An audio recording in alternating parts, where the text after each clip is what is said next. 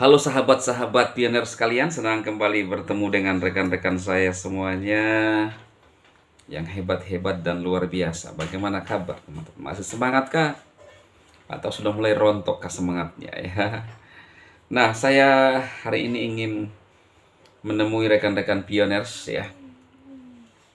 Menjumpai rekan-rekan semuanya di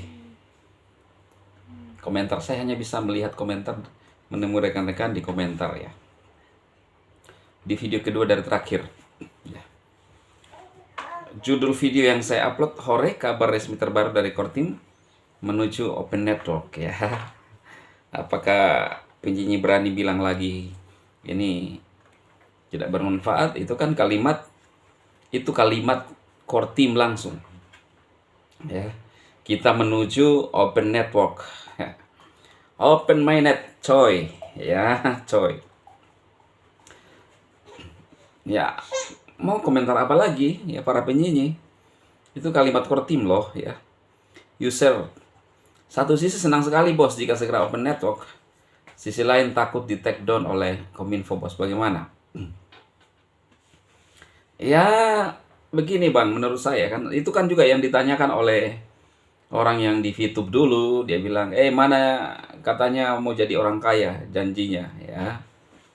Ya itu kan harapan kita. Iya toh. Saya sudah memberikan analogi di video saya. Ketika ada orang yang menikah, itu kan harapan mereka mencita-citakan sesuatu yang bahagia. Tapi kan ada yang namanya kandas di jalan tengah, atau di tengah jalan. Iya kan? Nah, Nicholas sudah mengupayakan. Saat itu Vitu sangat bermanfaat bagi banyak orang. Semua orang yang bermain di Vitu merasakan manfaatnya. Permainan komunitas. Ya. Apa yang terjadi dalam perjalanannya? Dihajar regular ya. Masa salah saya kalau dihajar regular? Kan bukan salah saya. Saya kan ngomong dari channel saya, ini bisa menolong kita. Kita bisa raya kaya kalau saya ngomong bisa. Ya kan bisa. Bisa. Ya kan bisa kaya raya. Kalau ada halangan. Tapi kan kalau seandainya tidak dihajar regu, pasti banyak orang yang sudah raya kaya. Loh, salah saya di mana? Ketika saya ngomong itu. Makanya. Nah sekarang ini pasti akan banyak orang raya kaya kalau Pi Network Open Mainnet 314.159. Kalau di Cina 330 dolar. Ya saya lihat dari mana? Lihat media sosial. Ya. Kalau dihajar regulator, ya pusing amat ya. Mau teriak-teriak juga ke regulator, memang saya lihat tidak ada yang sungguh-sungguh mau beresin masyarakat. Iya kan? Faktanya ketika ada aplikasi mau bermanfaat, nggak disupport. Justru berpikir bagaimana caranya bisa dapat untung dari situ. Ya kita kerjakan saja sesuai dengan yang kita bisa lakukan. Kalau dihajar regulah di Indonesia, ya kan aplikasi kan masih jalan, tidak mungkin di take down seluruh dunia. Ya, kita bisa menggunakan VPN gitu, ya kan? Atau ke luar negeri untuk mencairkan atau beli sesuatu kan mudah. Kalau Vitu dulu kan kasihan lokal, produk lokal, jadi tak berdaya. Lah kalau ini sekarang mau berdaya bagaimana? Ya, regula untuk menghajar. Iya. Gitu bosku ya. Makanya itu ya kalau saya bilang ya karmanya mungkin Komin yang dulu, Komin ya. Sekarang udah dikerangkeng kan. Nggak bisa lihat, nggak punya hati nurani. Iman kalau dia punya hati nurani, nggak mungkin korup. Ya kan? Nggak mungkin korup. Saya lihat, kita bisa lihat lah. kita berharap mereka yang duduk di pemerintah ya bisa berpihak kepada masyarakat atau kepada rakyat. Tapi faktanya aplikasi independen saja ya boleh dibilang independen, bukan karangan mereka, bukan juga mereka yang bermain, hanya saja masalah perizinan dihajar juga. Coba pikir teman-teman, ya kan? Jadi apakah mereka berpihak ke rakyat atau ke pribadi? Kita sudah bisa melihat sendiri. Kita sudah bisa mengetahui jawabannya, ya kan? Ini kan anak kecil juga tahu kalau model-model seperti itu. Mau berpihak ke rakyat atau berpihak kemana? Masa perizinan saja dipersulit? Iya kan? Lalu uang yang bermain uang masyarakat, kalau memang masyarakat mentop up dengan dalil nanti dirugikan lu, ya kan? Ya kan? Orang sudah besar semua. Kita ini kayak sok-sok khawatir begitu ya. Kalau Anda takut kami dirugikan, bantulah kami. Ya kan? Jangan hanya sok-sok peduli tapi nggak ada pedulinya sama sekali. Kok larinya saya ke situ ya? Saya mau melihat ada perubahan. Oh jangan, nanti kamu dirugikan. Ya kan? Makanya saya tanya juga ke orang-orang yang suka nyanyi-nyanyi ini, kalau nggak suka bermain aplikasi nggak usah, dan nggak usah suka nyinyir orang yang bermain aplikasi.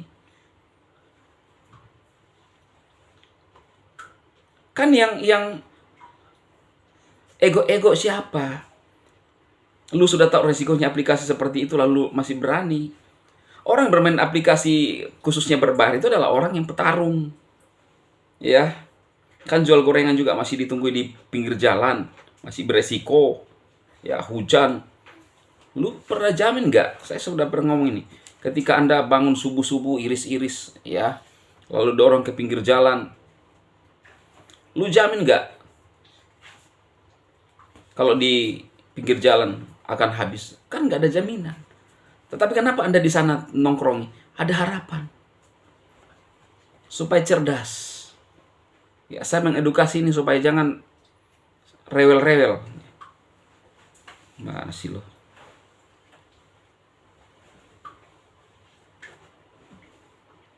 Dari Mbak Maria Huyo Vintanagong. Selalu mengikuti karena tahu pasti Bang Dema tidak asal bicara. Salam petir jeda. Yes. Ya saya ngomong apa adanya, Mbak. Dan hati saya pingin itu ketika masyarakat itu hidupnya makmur, ya. Makamur, ya. Karena kita berharap kepada orang-orang yang bisa diharapkan untuk memakmurkan bangsa ini, tapi kutis, ya, oyupsi, keluar-keluar doang. Mungkin awal-awalnya ketika pingin ini benar, tapi begitu sudah menjabat atau duduk, lupa semuanya. Ya kan? Ngeri. Orang-orang yang tidak konsisten dan orang-orang hanya merugikan rakyat itu kalau tidak bertobat itu hidupnya terku. Ya, saya nggak cool loh, saya nggak cool. Tapi dirinya yang membuat seperti itu. Lihat saja kan. Mereka ada di kerangkeng. Kenapa? Karena dia mau. Katanya pendidikannya bagus. Tapi diperbudak oleh apa? Diperbudak oleh apa? Kalau orang yang pintar tinggi pendidikan S1, S2, S3, kalau logikanya benar, kan tidak mungkin ujung karirnya itu berakhir di kerangkeng. Lah ngapain kita milih orang-orang seperti itu? Yang ujung-ujungnya akan jadi oyupsi. Iya kan? Itu logikanya. Kenapa? Nggak ada hatinya sama masyarakat. Ya kalau para penyanyi-penyanyi ini, kalau kami bermain aplikasi, ngapain lo? Apa yang kalian takutkan ketika kami mining? Hah? Lalu kemudian apa yang dirugikan dari Anda ketika kami mining? Kan otak kalian yang miring kan? Khususnya para penyanyi saya. Saya harus ngomong ini agak keras sedikit supaya sadar kalian, bertobat kalian. Apa loh? Kita ingin, kaget semua anak-anak saya. Ya. Kita ingin bangsa ini maju. Ya. Kalau saya punya kewenangan tertinggi di bangsa ini, seperti China, ya, itu orang-orang OHIPS itu jangan kasih kasih efek jerah, ya kan? Oh, itu sah-sah saja. Jadi setiap ada namanya konsekuensi ketika lu berbuat ini demi untuk masyarakat kita maju. Indonesia ini kaya loh, kaya raya, luas. Apa yang kita tidak punya? Emas ada, ya kan? Tambang apa yang tidak kita punya? Ada semua. Batu bara, emas, nikel, minyak bumi, semua ada. Tapi buktinya masyarakat kita masih setengah mati mencari kerja, mencari duit untuk menghidupi kehidupannya sendiri. Inilah mahal, itulah mahal. Ya, kenapa? Saya rasa pengelolaan negara. Kita tidak membutuhkan orang yang pintar sekali. Tetapi kita membutuhkan di bangsa ini orang yang mau, orang yang peduli. Peduli kepada orang banyak, kepada orang lain. Jadi kalau para penyanyi-penyanyi itu tidak masuk kategori calon-calon pemimpin. Nggak ada gunanya kita pintar, tinggi IQ, tinggi pendidikan, tinggi ini, kalau nggak punya hati. Kan sudah lihat bukti-buktinya. Ya kan? Dulu menjabat sebagai gubernur, masuk ke menteri, tersandung. Berakhir di mana? Di kerangkeng. Dulu menjabat sebagai menteri, sebagai komin, tinggi pendidikan lo, pintar bicara lo, ujung-ujungnya apa? Kerangkeng. Ya kan? Di mana logika? Ya kan? Logika di mana? Apa yang bisa diandalkan dan diharapkan orang-orang seperti ini?